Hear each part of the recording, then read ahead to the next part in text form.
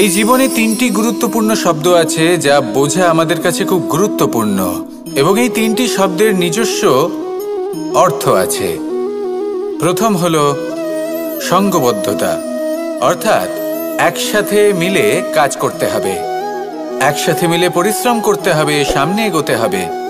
এরকম করতে পারলে আপনার শক্তি বৃদ্ধি পাবে, আপনার ক্ষমতা বৃদ্ধি পাবে, আপনি এগোতে পারবেন এবং অনেক দূরে যেতে পারবেন। দ্বিতীয় হলো আত্মবিশ্বাস। হেরে যাওয়া বস্তুও আবার জিতে নিতে পারবেন। যদি আপনার নিজের আত্মবিশ্বাস থাকে তাহলে আপনি কখনো পরাজিত হবেন না। এবং তৃতীয় হলো অহংকার। জয়লাভ করার পরেও কিন্তু এটা আপনাকে পরাজিত করতে পারে। সেই জন্য জীবনে সঙ্গবদ্ধ হন, আত্মবিশ্বাস রাখুন, কিন্তু কখনোই অহংকার করবেন না। এই অহংকার আপনার থেকে সব কিছু কেড়ে নিতে পারে। এই অহংকারের জন্যই মথুরাপতি কংস নিজের পতনের দিকে অগ্রসর হয়েছিলেন। এই অহংকারকে ত্যাগ করুন আর আমার সাথে ভালোবেসে বলুন, রাধা রাধা। এই সংসারে সব থেকে বেশি কঠিন কাজ কোনটা? কেউ বলবেন যুদ্ধ করা, কেউ বলবেন ধন অর্জন করা, আবার কেউ বলবেন জ্ঞান অর্জন করা সব থেকে বেশি কঠিন। এবার প্রত্যেক ব্যক্তির নিজস্ব অভিজ্ঞতা আছে আর সেই অনুসারে তার নিজস্ব একটা উত্তর আছে। সাধারণভাবে দেখতে গেলে এই সংসারে সব থেকে কঠিন হলো তপস্যা করা, অর্থাৎ সব কিছু ত্যাগ করে তপস্যায় নিজেকে বিলীন করে দেওয়া। এবার এর থেকে বেশি কঠিন এই সংসারে আর কি বা হতে পারে? এই সংসারে, এই সমাজে, নিজের পরিবারের মধ্যে থেকেও ধৈর্য ধরে সামনে অগ্রসর হওয়া, এটা হলো সব থেকে কঠিন কাজ। কারণ যখন আপনি তপস্যা করেন তখন সেখানে আপনার ধৈর্য ভাঙার মতো কেউ থাকেন না, না কোনো বন্ধু, না কোনো আত্মীয়, না কোনো শত্রু, কেউ না। কিন্তু যখন আপনি এই সমাজে, এই পরিবারে থাকেন, কোনো না কোনো ব্যক্তি এসে আপনার ধৈর্যের বাঁধ ভেঙে দেওয়ার ক্ষমতা রাখেন। তারা আপনার ধৈর্যের বাঁধ ভেঙে দেয়, আর কখনো কখনো তারা অনিচ্ছাকৃতভাবেই সেটা করে থাকেন। কারণ তাদের মানসিকতা আপনার থেকে আলাদা, তাদের কর্ম আপনার থেকে আলাদা, তাদের দৃষ্টিভঙ্গি আপনার থেকে আলাদা, জীবন যাপন আপনার থেকে আলাদা। সেক্ষেত্রে আপনি ধৈর্যচ্যুত হন, প্রসন্নতা আপনার থেকে ছিনিয়ে নেওয়া হয়। সেই জন্য এই সংসারে, এই পরিবারের থেকেও ধৈর্য ধরে সামনে অগ্রসর হওয়া কোনো পর্বতের শিখরে গিয়ে তপস্যা করার থেকেও অনেক বেশি কঠিন। আর যে ব্যক্তি এই সমাজেই, এই পরিবারে, সেই সকল মানুষের মধ্যে থেকে গিয়েও ধৈর্য ধরে অগ্রসর হতে থাকেন, যারা এই কাজটা শিখে নিতে পারেন, তারাই কিন্তু জীবনে আনন্দ লাভ করতে পারেন। এই ধৈর্যই শেষে আপনার জীবনে প্রসন্নতা বহন করে আনবে। তাই ধৈর্য ধরে জীবনের পথে অগ্রসর হন আর আমার সাথে ভালোবেসে বলুন, রাধা রাধা। আমরা যখনই কোনো গাছের চারা রোপণ করি তখন সবার আগে পরীক্ষা করে দেখি যে যেখানে আমরা চারা রোপণ করতে চলেছি সেখানকার মাটি আদৌ উর্বর কি না, সেই মাটি সেই চারাকে বাড়তে সাহায্য করবে কিনা। যখন একটা চারা রোপণের আগে আমরা এত কিছু ভাবতে পারি, তাহলে কাউকে বিশ্বাস করার আগে আমরা কেন ভাবি না? জীবনে কখনো এই বিশ্বাসরূপী চারা কোথাও রোপণ করার আগে বোঝার চেষ্টা করুন যে যার ওপর আপনি বিশ্বাস করতে চলেছেন সে কি আদৌ আপনার বিশ্বাসের যোগ্য কি না। ভেবে দেখুন সেই ব্যক্তি ভবিষ্যতে গিয়ে আপনার বিশ্বাস ভাঙতে পারে কি না। এটাও ভেবে দেখুন যে যাকে আপনি বিশ্বাস করতে চলেছেন তাকে আপনি বিশ্বাস করলে নিজের জীবনের উদ্দেশ্যে আপনি অগ্রসর হতে পারবেন কি না। আর তার জন্য প্রয়োজন সঠিক সিদ্ধান্ত, পরখ করা, কোনটা উচিত কোনটা অনুচিত সেটা বোঝা। আর তাতে কিন্তু আপনি সন্দেহবাতিক হবেন না, তাতে আপনি আরো নিপুণ হয়ে উঠবেন।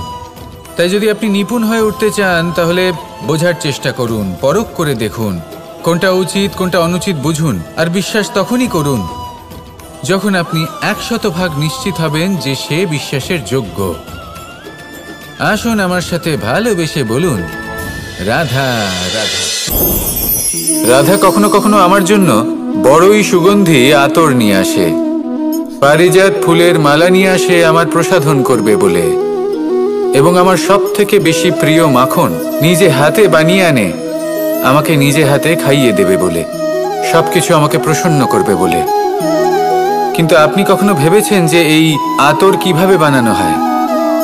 সহস্র ফুলের পাপড়ি একসাথে পিষে নিতে হয়, তারপরে তার থেকে যে রস নিঃসৃত হয় সেই রস দ্বারাই আতর তৈরি হয়। অনেক সংখ্যক ফুলকে অসীম যন্ত্রণা ভোগ করতে হয়, তবে তারা আমার প্রসাধন সামগ্রী হয়ে উঠতে পারে। দুধ থেকে মাখন তৈরি করার জন্য কতটা পরিমাণ মন্থন সহ্য করতে হয় সেটা আপনি জানেন। ঠিক সেই রকমই হলো আমাদের জীবনও। বিপদও আসে, কঠিন পরিস্থিতিও আসে, এর সম্মুখীন হতে শিখুন। মনে রাখবেন, আপনি হলেন সেই দুধ যাকে মন্থন সহ্য করতে হবে মাখন হয়ে ওঠার জন্য।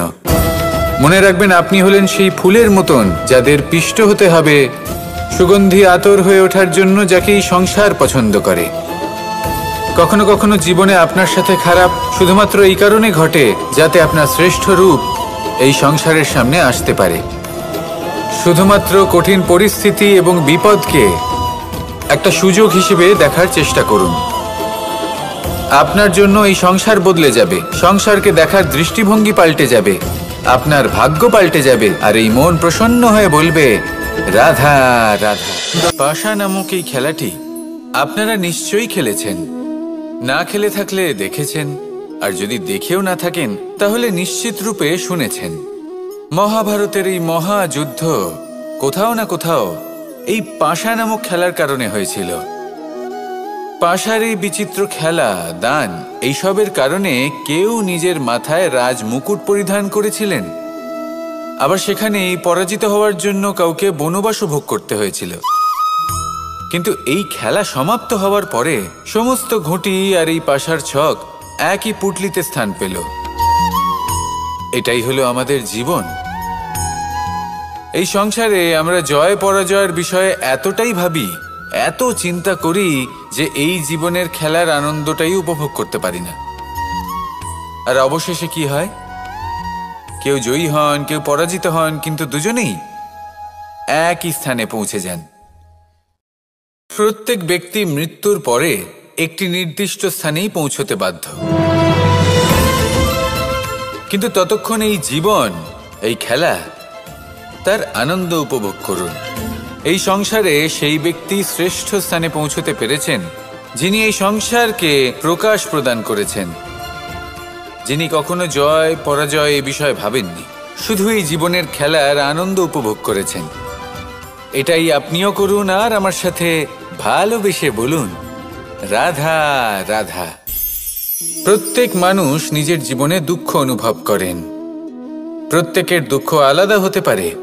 কারোর মনে এই দুঃখ থাকে যে সে তার বাবা মায়ের সব ইচ্ছে পূরণ করতে পারেননি।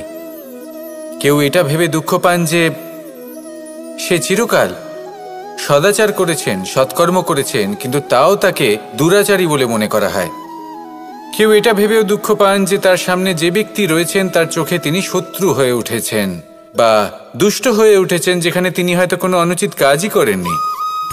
এবার এই সমস্ত বিষয় নিয়ে ভেবে নিজের ব্যক্তিত্ব নিয়ে সন্দেহ প্রকাশ করবেন না। যদি নিজের ব্যক্তিত্ব নিয়ে কোনো সন্দেহ থেকে থাকে তাহলে কর্ম সংক্রান্ত প্রশ্ন করুন যে আপনি যা করেছেন তাতে কি উচিত ছিল, কি অনুচিত ছিল।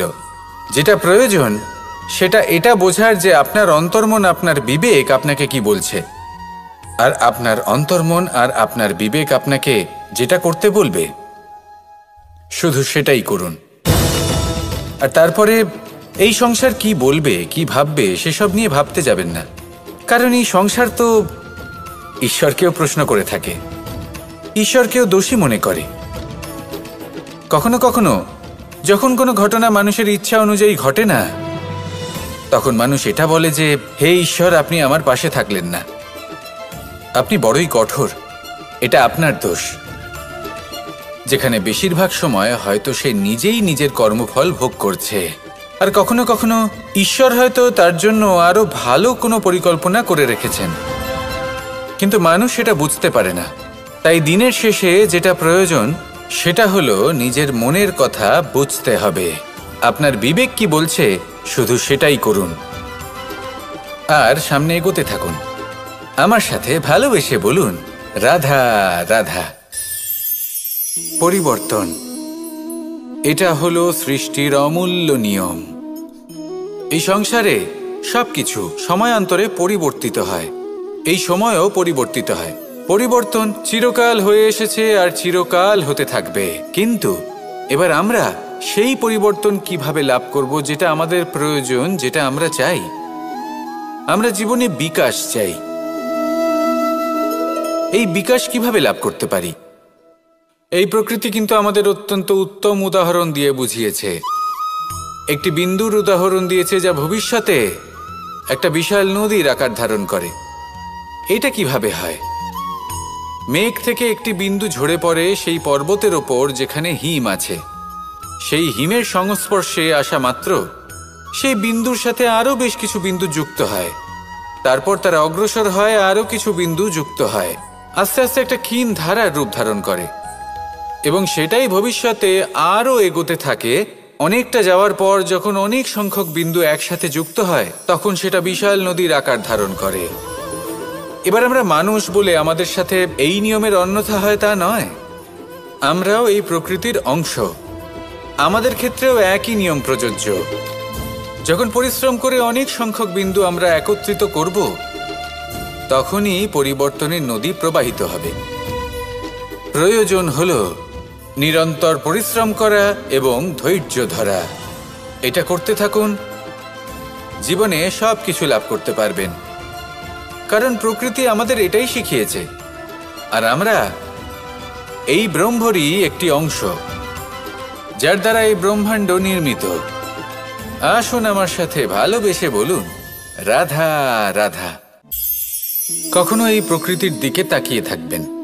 এই প্রকৃতি অনেক ধরনের শিক্ষা দেয়। কোনো একটা গাছকে দেখুন কিভাবে সে মাটি থেকে জল শুষে নেয়। সে ঝড় হোক বা হোক কড়া রোদ সব সহ্য করে এবং অবশেষে সে ফল ধারণ করে। আর সেই ফল উৎপন্ন করার পরে সে ফল কিন্তু সে নিজে গ্রহণ করে না, এই সংসারকে প্রদান করে, যাতে পশু পাখি মানুষ তারা এই ফল গ্রহণ করে শক্তিশালী হয়ে উঠতে পারে, সুস্থ থাকতে পারে। সেভাবেই নদী, সরোবর এরা নিজেরাও কিন্তু নিজেদের জল গ্রহণ করে না, মাটিকে প্রদান করে, পশু পাখিকে প্রদান করে। সূর্য নিজেও নিজের জন্য প্রজ্বলিত হয় না, সে প্রকাশ ছড়িয়ে দিতে চায় আমাদের সবার কাছে, সে আলো পৌঁছে দিতে চায়। এই প্রত্যেকের কর্মে পরমার্থ নিহিত আছে, আর সেই জন্যই এদের সকলকে পুজো করা হয়। তাই মনে রাখবেন, আপনার কাছে জীবন যাপনের অতিরিক্ত যা কিছুই আছে তা পরমার্থের জন্য। তাহলে তার সদ্ব্যবহার করুন আর আমার সাথে ভালোবেসে বলুন, রাধা রাধা। আমরা প্রত্যেকেই অবশ্যই এমন সময় দেখেছি যখন অনেকগুলো সমস্যা একসাথে আমাদের জীবনে এসে পড়ে। সমস্যা আমাদের প্রত্যেকের জীবনেই থাকে। আমরা তার সমাধান খুঁজতে চেষ্টা করি, কখনো সমাধান খুঁজে পাই, আবার কখনো যতই চেষ্টা করি না কেন কোনো সমাধান খুঁজেই পাই না। আর যখন এটা হয় তখন মানুষ অত্যন্ত বিচলিত হয়ে পড়েন। নিজের আত্মীয় স্বজন, নিজের বন্ধু বা সংসার এদের ওপরে এই দোষ চাপিয়ে দেন যে এদের জন্যই এই সমস্যা এসেছে। এবার যদি আমি আপনাকে কোনো পরামর্শ দিই তাহলে এটাই বলবো যে দৃষ্টিভঙ্গি পাল্টে দেখুন। এই দৃষ্টিভঙ্গি দিয়ে দেখুন যে এই সংসারে যে সমস্যাই আসুক না কেন তার জন্য কেউ দোষী নয়, না আপনি না অন্য কেউ। এই পুরো খেলাটাই আপনার মানসিকতা, আপনার দৃষ্টিভঙ্গির, আপনার মনের। কিভাবে বোঝাচ্ছি? যখন আমাদের মন শক্ত থাকে তখন কঠিন থেকে কঠিনতর পরিস্থিতিও আমাদের জীবনে খুব বেশি হলে প্রতিস্পর্ধা হয়ে থেকে যায়। সেখানে যদি আমাদের মন দুর্বল থাকে, তখন অল্প কঠিন পরিস্থিতিও আমাদের কাছে খুব বড় সমস্যা হয়ে যায়, তাই না? একটা শক্ত মন কঠিন পরিস্থিতিকে প্রতিস্পর্ধা হিসেবে দেখে আর তার মধ্যেও একটা সুযোগ খুঁজে নেয়। আমাদের শুধু এটাই করতে হবে। এই সংসারে অন্য কাউকে দোষী মনে করলে আপনার সমস্যা দূর হয়ে যাবে না। সেই জন্য এই সংসারকে দোষ দেওয়ার বদলে এই সমস্যার মূলে চলে যান, সেটাকে বুঝুন, নিজের এই মনকে শক্ত করে তুলুন। যদি আপনার মন শক্তিশালী হয়, তাহলে এই সংসারে অনেক বড় বড় কঠিন থেকে কঠিনতর পরিস্থিতিও যদি আসে, আপনার জীবনে যতই বড় বড় সমস্যা আসুক না কেন, আপনার লক্ষ্য লাভে বাধা দিতে পারবে না। আসুন আমার সাথে ভালোবেসে বলুন, রাধা রাধা। আমরা সবাই পাথর দেখেছি, পর্বতও দেখেছি, শুকনো পাতাও দেখেছি, শ্যামল বনানীও দেখেছি। কখনো ভেবেছেন পাথরের অস্তিত্ব কিন্তু ততক্ষণ পর্যন্ত যতক্ষণ সে পর্বতের গায়ে আটকে থাকে। যখন সেই পর্বত থেকে সেই পাথর ভিন্ন হয়ে যায় ও নিজের অস্তিত্ব হারিয়ে ফেলে। আস্তে আস্তে কখনো পাথর কেটে বা কখনো পিষ্ট হয়ে সেই পাথর আস্তে আস্তে মাটিতে পরিণত হয় এবং পূর্ণরূপে নিজের অস্তিত্ব হারিয়ে ফেলে। এটাই পাতার সাথেও হয়। এই পাতা যতক্ষণ গাছের ডালের সাথে যুক্ত ততক্ষণ তার অস্তিত্ব থাকে। যখনই ডাল থেকে বিচ্ছিন্ন হয়, সেও নিজের অস্তিত্ব হারিয়ে ফেলে। আর এটাই আমাদের সাথেও হয়। যতক্ষণ আমরা নিজেদের আপনজনের সাথে যুক্ত থাকি, আমাদের অস্তিত্ব বজায় থাকে। যখন আপনজনদের সাথে সম্পর্ক ছিন্ন করি, তখন আমরাও আমাদের অস্তিত্ব হারিয়ে ফেলি। এবার এই সংসারের প্রত্যেক ব্যক্তি স্বতন্ত্র থাকতে চান, আর অনেক ব্যক্তি স্বতন্ত্র থাকবেন বলে আপনজনদের দূরে করে দেন আর তাদের সাথে এই সম্পর্ক ছিন্ন করেন। এটা কি সত্যি প্রয়োজন? আপনজনদের সাথে সম্পর্ক ছিন্ন করে নিজের অস্তিত্ব হারিয়ে ফেলা প্রয়োজনীয়, নাকি আপনজনদের সাথে সম্পর্ক বজায় রেখে নিজেদের স্বতন্ত্র করে রাখা সেটা আবশ্যক? নির্বাচন আপনারই। আসুন আমার সাথে ভালোবেসে বলুন, রাধা রাধা। আপনি কি কখনো নৌকা যাত্রা করেছেন? করে না থাকলেও নিশ্চয়ই দেখেছেন যে এই জল যা নিজের অন্তরে সব কিছু সমাহিত করে নিতে পারে, এই নৌকা সেই জলের ওপরেই ভেসে থাকে। নদীর স্রোত কাটিয়ে সে সামনে অগ্রসর হয়। কিন্তু যদি এই নৌকায় কোনো ছিদ্র হয়, তাহলে কিন্তু সেই নৌকা ডুবে যাবে। আর এতে কোনো তফাৎ হবে না যে সেই ছিদ্র ছোট নাকি বড়, নৌকা ডুবে যাবে। এই ছিদ্র হলো আমাদের জীবনে আমাদের অপগুণ, আমাদের দোষ, আমাদের বিকার। কখনো এটা ভাববেন না যে এই দোষ খুবই ছোট, এতে কিছুই যাবে আসবে না। না, সেই ছোট দোষ, সেই ছোট বিকার যদি সেটাকে শুধরে না নেন, তাহলে সেটা আপনাকে আপনার পতনের দিকে নিয়ে যাবে। শেষ পর্যন্ত এটা আপনার ওপর নির্ভরশীল যে আপনি কি চান। আপনার জীবনের এই নৌকা এভাবেই ডুবে যেতে দেখবেন, নাকি নিজেকে শুধরে নিয়ে সেই নৌকার সেই ছিদ্রটাকে ভরিয়ে তুলতে চাইবেন? নির্বাচন আপনার। আসুন আমার সাথে ভালোবেসে বলুন, রাধা রাধা। জল, জলই পৃথিবীতে বেঁচে থাকার জন্য আবশ্যক তো বটেই, কিন্তু এই জল আমাদের একটা অত্যন্ত গুরুত্বপূর্ণ শিক্ষা প্রদান করে। কখনো এই জলকে দেখেছেন? যে পরিস্থিতিতেই এই জল প্রবাহিত হোক না কেন, এর উপর যা কিছুই প্রভাব থাকুক না কেন, এর পথে যতই বাধা আসুক না কেন, তার মধ্যে থেকে ও নিজের পথ ঠিক বের করে নেয়, কিন্তু নিজের প্রবাহ থামতে দেয় না, ক্রমাগত অগ্রসর হতে থাকে। সেরকমই একটা শিক্ষা যেটা আমরা জল থেকে পেয়ে থাকি, তা হলো এটা: আমরা যখন জলের দিকে তাকাই তখন আমরা নিজের প্রতিবিম্ব দেখি, স্পষ্টভাবে দেখতে পাই। কিন্তু তখনই দেখতে পাই যখন এই জল শান্ত থাকে, স্থির থাকে। যদি এই জল অশান্ত হয়ে থাকে, স্থির না হয়, তাহলে আমরা এতে নিজের প্রতিবিম্ব দেখতে পাই না। এটাই আমাদের মনের সাথেও হয়ে থাকে। যখনই জীবনে কোনো সংকট আসে, যদি আমরা শান্ত মনে, স্থির মনে সিদ্ধান্ত নিই, তাহলে সেটা এমন একটা শীতল সিদ্ধান্ত হবে যেটা আমাদের ভবিষ্যৎকে একটা শ্রেষ্ঠ স্থানে নিয়ে যাবে। যদি এই মন অশান্ত হয়, বিচলিত হয়, পীড়িত হয়, দুঃখিত হয়ে থাকে, রুষ্ট হয়ে থাকে, তাহলে অনেক সময় আমরা এমন সিদ্ধান্ত নিই যেটা আমাদের জন্য অনুচিত প্রমাণিত হয়। যখন আপনি ক্রুদ্ধ ছিলেন বা দুঃখের বশে ছিলেন, তখন অনেক সময় হয়তো এমন সিদ্ধান্ত নিয়েছেন যেটার জন্য ভবিষ্যতে আপনি অনুশোচনা করেছেন। এবার দেখুন, এই আবেগগুলো থেকে আমরা পালাতে পারবো না, কিন্তু এই আবেগগুলো আপনার ওপর কতটা প্রভাব ফেলবে সেটা আমরা অবশ্যই ঠিক করতে পারি। এই মনকে আমরা নিয়ন্ত্রণ করতে পারি। এটাই করুন, চিন্তা করুন, এই মনকে শান্ত রাখুন, স্থির হতে চেষ্টা করুন, আর তারপরে সিদ্ধান্ত নিন। আসুন আমার সাথে ভালোবেসে বলুন, রাধা রাধা। এই সংসারে ভৌতিক বস্তুরও নিয়তি আছে।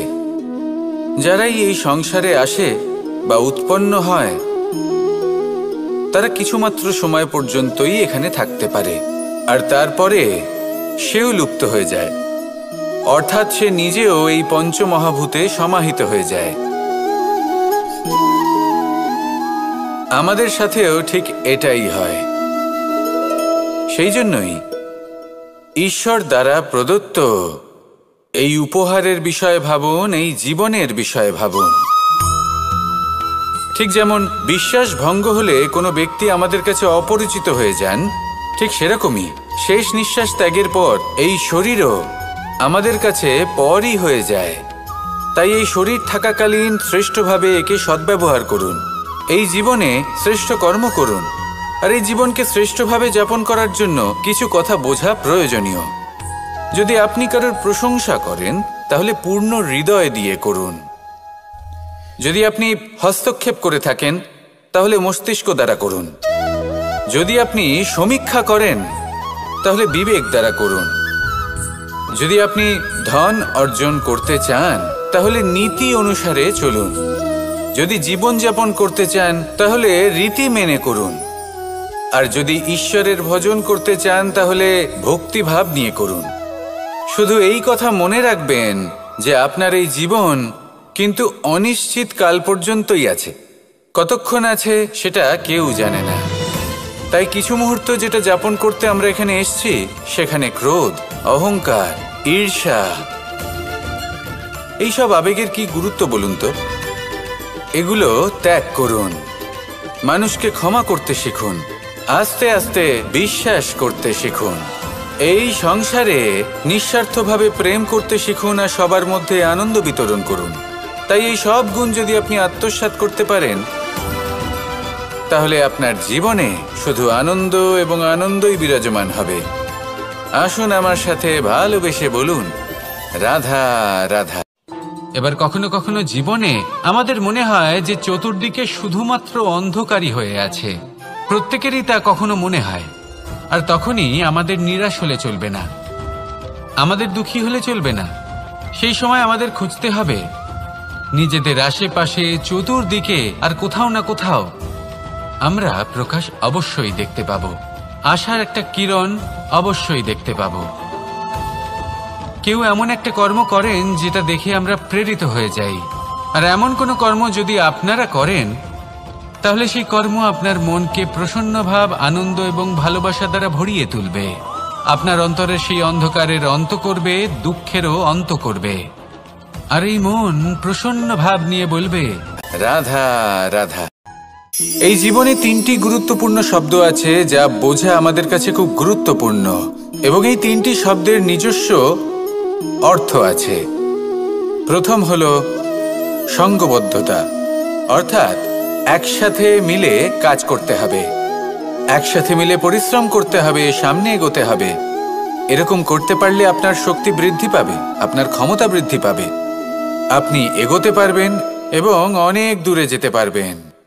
দ্বিতীয় হলো আত্মবিশ্বাস। হেরে যাওয়া বস্তুও আবার জিতে নিতে পারবেন। যদি আপনার নিজের আত্মবিশ্বাস থাকে, তাহলে আপনি কখনো পরাজিত হবেন না। এবং তৃতীয় হলো অহংকার। জয়লাভ করার পরেও কিন্তু এটা আপনাকে পরাজিত করতে পারে। সেই জন্য জীবনে সঙ্গবদ্ধ হন, আত্মবিশ্বাস রাখুন, কিন্তু কখনোই অহংকার করবেন না। এই অহংকার আপনার থেকে সব কিছু কেড়ে নিতে পারে। এই অহংকারের জন্যই মথুরাপতি কংস নিজের পতনের দিকে অগ্রসর হয়েছিলেন।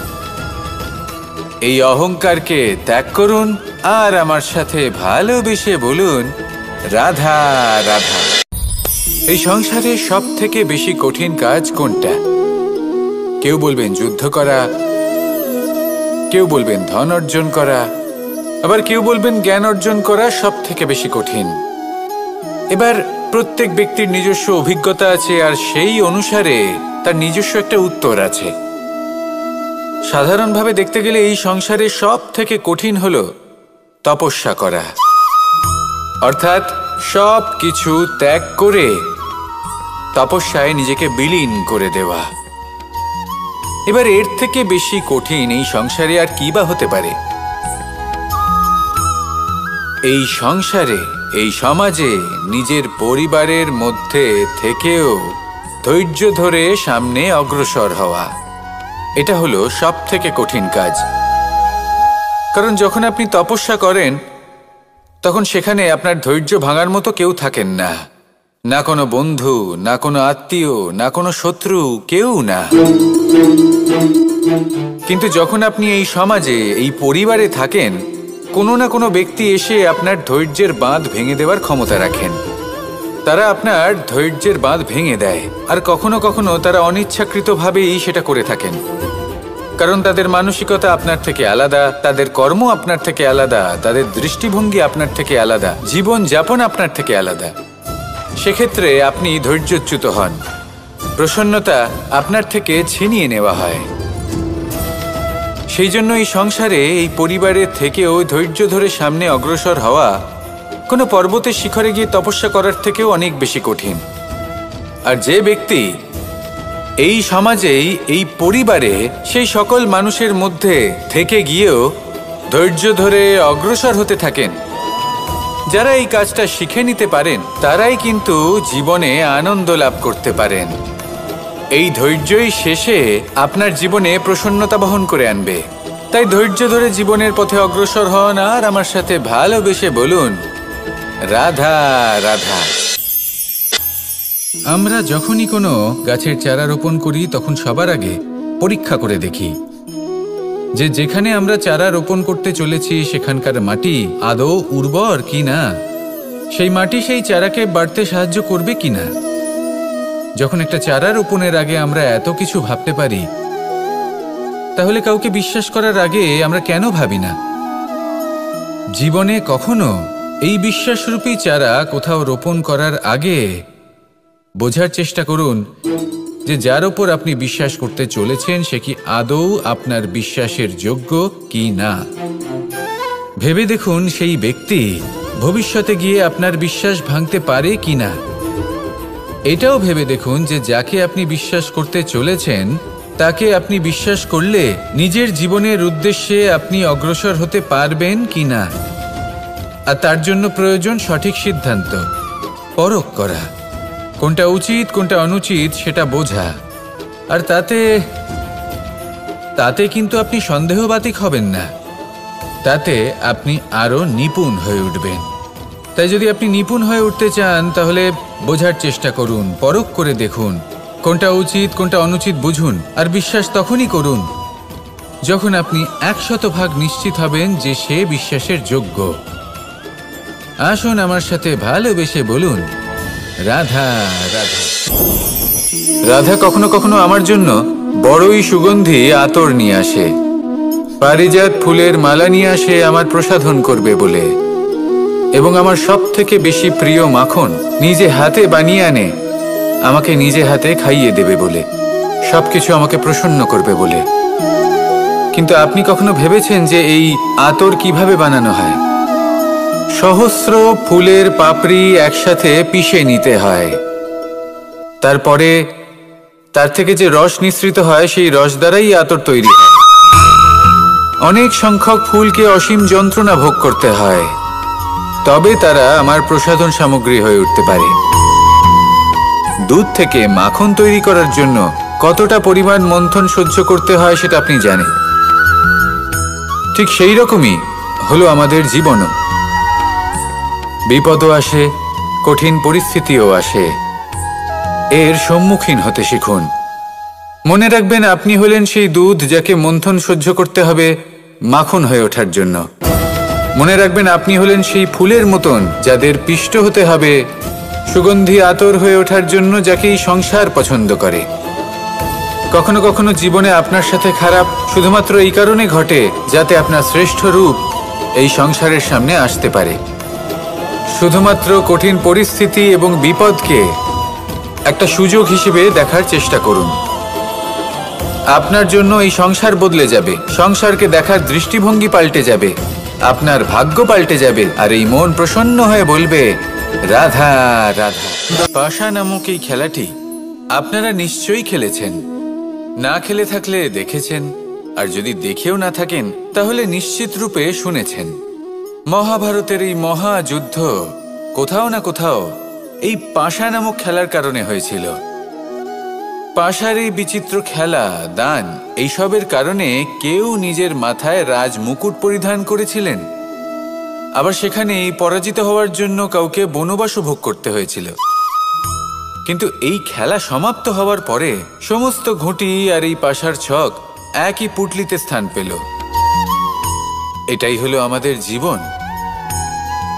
এই সংসারে আমরা জয় পরাজয়ের বিষয়ে এতটাই ভাবি, এত চিন্তা করি যে এই জীবনের খেলার আনন্দটাই উপভোগ করতে পারি না। আর অবশেষে কি হয়? কেউ জয়ী হন, কেউ পরাজিত হন, কিন্তু দুজনেই একই স্থানে পৌঁছে যান। প্রত্যেক ব্যক্তি মৃত্যুর পরে একটি নির্দিষ্ট স্থানেই পৌঁছতে বাধ্য, কিন্তু ততক্ষণ এই জীবন, এই খেলা, তার আনন্দ উপভোগ করুন। এই সংসারে সেই ব্যক্তি শ্রেষ্ঠ স্থানে পৌঁছতে পেরেছেন যিনি এই সংসারকে প্রকাশ প্রদান করেছেন, যিনি কখনো জয় পরাজয় এ বিষয়ে ভাবেননি, শুধু এই জীবনের খেলার আনন্দ উপভোগ করেছেন। এটাই আপনিও করুন, আর আমার সাথে ভালোবেসে বলুন রাধা রাধা। প্রত্যেক মানুষ নিজের জীবনে দুঃখ অনুভব করেন। প্রত্যেকের দুঃখ আলাদা হতে পারে। কারোর মনে এই দুঃখ থাকে যে সে তার বাবা মায়ের সব ইচ্ছে পূরণ করতে পারেননি। কেউ এটা ভেবে দুঃখ পান যে সে চিরকাল সদাচার করেছেন, সৎকর্ম করেছেন, কিন্তু তাও তাকে দুরাচারী বলে মনে করা হয়। কেউ এটা ভেবেও দুঃখ পান যে তার সামনে যে ব্যক্তি রয়েছেন তার চোখে তিনি শত্রু হয়ে উঠেছেন বা দুষ্ট হয়ে উঠেছেন, যেখানে তিনি হয়তো কোনো অনুচিত কাজই করেননি। এবার এই সমস্ত বিষয় নিয়ে ভেবে নিজের ব্যক্তিত্ব নিয়ে সন্দেহ প্রকাশ করবেন না। যদি নিজের ব্যক্তিত্ব নিয়ে কোনো সন্দেহ থেকে থাকে তাহলে কর্ম সংক্রান্ত প্রশ্ন করুন যে আপনি যা করেছেন তাতে কি উচিত ছিল, কি অনুচিত ছিল। যেটা প্রয়োজন সেটা এটা বোঝার যে আপনার অন্তর্মন, আপনার বিবেক আপনাকে কি বলছে, আর আপনার অন্তর্মন আর আপনার বিবেক আপনাকে যেটা করতে বলবে শুধু সেটাই করুন। আর তারপরে এই সংসার কি বলবে, কি ভাববে সেসব নিয়ে ভাবতে যাবেন না, কারণ এই সংসার তো ঈশ্বরকেও প্রশ্ন করে থাকে, ঈশ্বরকেও দোষী মনে করে। কখনো কখনো যখন কোনো ঘটনা মানুষের ইচ্ছা অনুযায়ী ঘটে না, তখন মানুষ এটা বলে যে হে ঈশ্বর, আপনি আমার পাশে থাকলেন না, আপনি বড়ই কঠোর, এটা আপনার দোষ। যেখানে বেশিরভাগ সময় হয়তো সে নিজেই নিজের কর্মফল ভোগ করছে, আর কখনো কখনো ঈশ্বর হয়তো তার জন্য আরো ভালো কোনো পরিকল্পনা করে রেখেছেন, কিন্তু মানুষ সেটা বুঝতে পারে না। তাই দিনের শেষে যেটা প্রয়োজন সেটা হলো নিজের মনের কথা বুঝতে হবে। আপনার বিবেক কি বলছে শুধু সেটাই করুন, আর সামনে এগোতে থাকুন। আমার সাথে ভালোবেসে বলুন রাধা রাধা। পরিবর্তন, এটা হলো সৃষ্টির অমূল্য নিয়ম। এই সংসারে সবকিছু সময়ান্তরে পরিবর্তিত হয়, এই সময়ও পরিবর্তিত হয়। পরিবর্তন চিরকাল হয়ে এসেছে আর চিরকাল হতে থাকবে, কিন্তু এবার আমরা সেই পরিবর্তন কিভাবে লাভ করব যেটা আমাদের প্রয়োজন, যেটা আমরা চাই। আমরা জীবনে বিকাশ চাই। এই বিকাশ কিভাবে লাভ করতে পারি? এই প্রকৃতি কিন্তু আমাদের অত্যন্ত উত্তম উদাহরণ দিয়ে বুঝিয়েছে। একটি বিন্দুর উদাহরণ দিয়েছে যা ভবিষ্যতে একটা বিশাল নদীর আকার ধারণ করে। এটা কিভাবে হয়? মেঘ থেকে একটি বিন্দু ঝরে পড়ে সেই পর্বতের ওপর যেখানে হিম আছে। সেই হিমের সংস্পর্শে আসা মাত্র সেই বিন্দুর সাথে আরও বেশ কিছু বিন্দু যুক্ত হয়। তারপর তারা অগ্রসর হয়, আরও কিছু বিন্দু যুক্ত হয়, আস্তে আস্তে একটা ক্ষীণ ধারার রূপ ধারণ করে এবং সেটাই ভবিষ্যতে আরও এগোতে থাকে। অনেকটা যাওয়ার পর যখন অনেক সংখ্যক বিন্দু একসাথে যুক্ত হয় তখন সেটা বিশাল নদীর আকার ধারণ করে। এবার আমরা মানুষ বলে আমাদের সাথে এই নিয়মের অন্যথা হয় তা নয়। আমরাও এই প্রকৃতির অংশ। আমাদের ক্ষেত্রেও একই নিয়ম প্রযোজ্য। যখন পরিশ্রম করে অনেক সংখ্যক বিন্দু আমরা একত্রিত করব তখনই পরিবর্তনের নদী প্রবাহিত হবে। প্রয়োজন হলো নিরন্তর পরিশ্রম করা এবং ধৈর্য ধরা। এটা করতে থাকুন, জীবনে সব কিছু লাভ করতে পারবেন। কারণ প্রকৃতি আমাদের এটাই শিখিয়েছে, আর আমরা এই ব্রহ্মরই একটি অংশ, যার দ্বারা এই ব্রহ্মাণ্ড নির্মিত। আসুন আমার সাথে ভালোবেসে বলুন, রাধা রাধা। কখনো এই প্রকৃতির দিকে তাকিয়ে থাকবেন। এই প্রকৃতি অনেক ধরনের শিক্ষা দেয়। কোনো একটা গাছকে দেখুন, কিভাবে সে মাটি থেকে জল শুষে নেয়। সে ঝড় হোক বা হোক কড়া রোদ সব সহ্য করে এবং অবশেষে সে ফল ধারণ করে। আর সেই ফল উৎপন্ন করার পরে সে ফল কিন্তু সে নিজে গ্রহণ করে না, এই সংসারকে প্রদান করে, যাতে পশু পাখি মানুষ তারা এই ফল গ্রহণ করে শক্তিশালী হয়ে উঠতে পারে, সুস্থ থাকতে পারে। সেভাবেই নদী, সরোবর এরা নিজেরাও কিন্তু নিজেদের জল গ্রহণ করে না, মাটিকে প্রদান করে, পশু পাখিকে প্রদান করে। সূর্য নিজেও নিজের জন্য প্রজ্বলিত হয় না, সে প্রকাশ ছড়িয়ে দিতে চায় আমাদের সবার কাছে, সে আলো পৌঁছে দিতে চায়। এই প্রত্যেকের কর্মে পরমার্থ নিহিত আছে, আর সেই জন্যই এদের সকলকে পুজো করা হয়। তাই মনে রাখবেন, আপনার কাছে জীবন যাপনের অতিরিক্ত যা কিছুই আছে তা পরমার্থের জন্য। তাহলে তার সদ্ব্যবহার করুন আর আমার সাথে ভালোবেসে বলুন, রাধা রাধা। আমরা প্রত্যেকেই অবশ্যই এমন সময় দেখেছি যখন অনেকগুলো সমস্যা একসাথে আমাদের জীবনে এসে পড়ে। সমস্যা আমাদের প্রত্যেকের জীবনেই থাকে।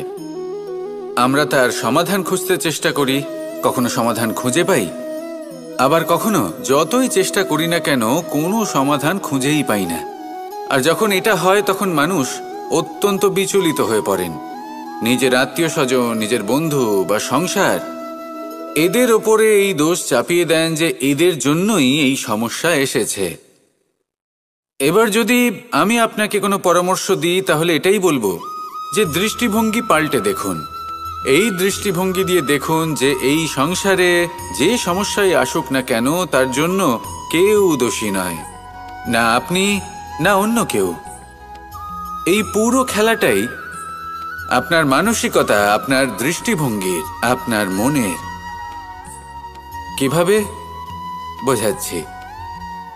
যখন আমাদের মন শক্ত থাকে তখন কঠিন থেকে কঠিনতর পরিস্থিতিও আমাদের জীবনে খুব বেশি হলে প্রতিস্পর্ধা হয়ে থেকে যায়।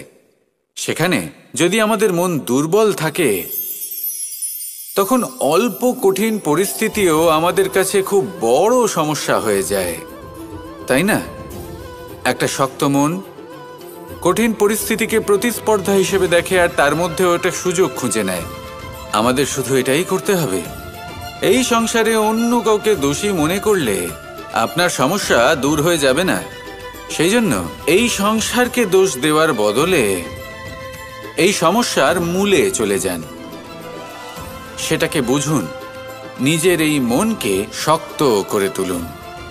যদি আপনার মন শক্তিশালী হয় তাহলে এই সংসারে অনেক বড় বড় কঠিন থেকে কঠিনতর পরিস্থিতিও যদি আসে, আপনার জীবনে যতই বড় বড় সমস্যা আসুক না কেন আপনার লক্ষ্য লাভে বাধা দিতে পারবে না। আসুন আমার সাথে ভালোবেসে বলুন, রাধা রাধা।